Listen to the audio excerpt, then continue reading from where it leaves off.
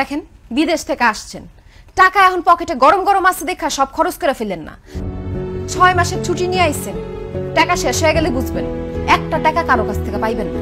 আমার কারো টাকা লাগবে না, আমার ব্যাংকে টাকা আছে, উঠামো আর খরচ করুম, উঠামো আর খরচ করুম। 6 মাস পরে আবার বিদেশ যাবো, আবার কামাবো, আবার খরচ করুম। তুমি চিন্তা করো না। আমার চিন্তা কি? আপনার যা মন চায় আপনি তাই করেন। তুমি আমার একটা কথা কত, তুমি কি পাগল হয়ে গেছো? আরে মাজনুন, হ্যাঁ আমি পাগল, আমি তোমার প্রেমে পাগল। উহিবু কিয়া জাওয়াজা।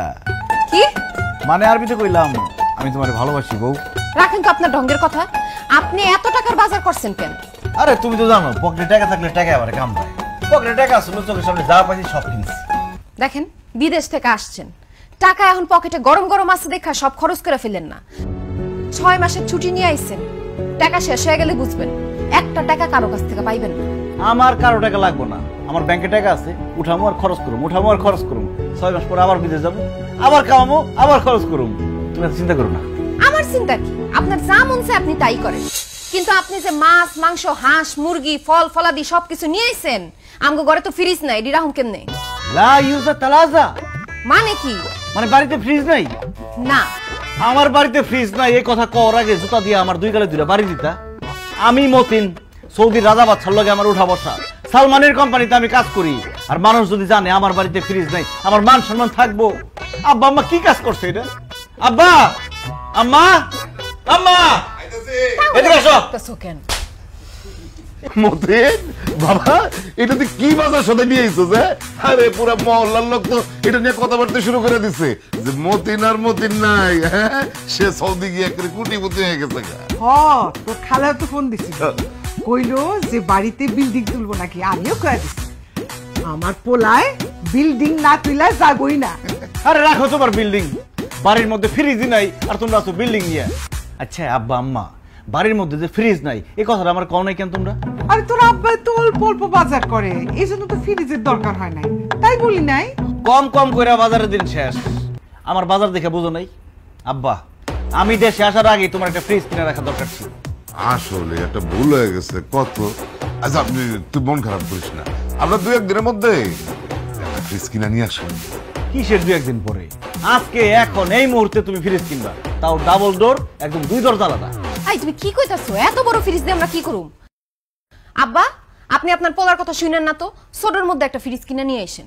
পারুল আমি সৌদির রাজা বাদশার লগে চলাফেরা করছি, আমার সবকিছু বড় বড় দেখে অভ্যাস, ছোট জিনিস আমি দেখতেই পারি না।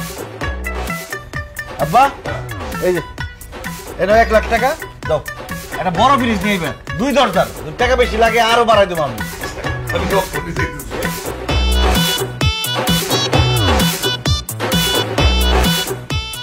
আহারে বিদেশি টাকার ফুটানি, দেখমু কয়দিন থাকে।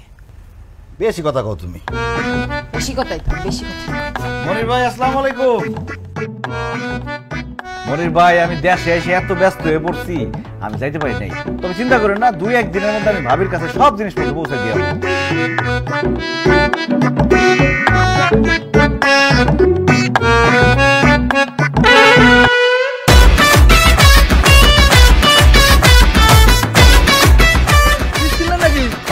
নতুন নতুন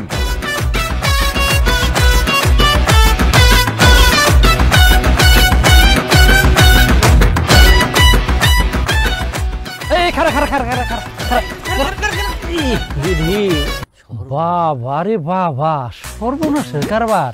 রহমান ভাই এই ফ্রিজটা কি নতুন কিনে আনছেন নাকি? 3-4 দরজার ফ্রিজ পাই নাই, তার লেগে 2 দরজার ফ্রিজ কিনছি, কিন্তু সবচেয়ে বড়টা 1,20,000 টাকা দাম। কিনেন, আপনি তো কিনবেন, আপনি তো দিন। পোলার গরম গরম বিদেশি তে আছে না, কিনেন।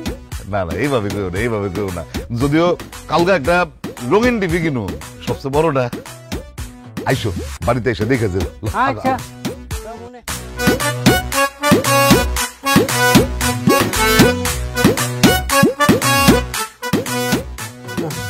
জমি জমা বেচা পোলাপান বিদেশ পাঠানো লাগবে।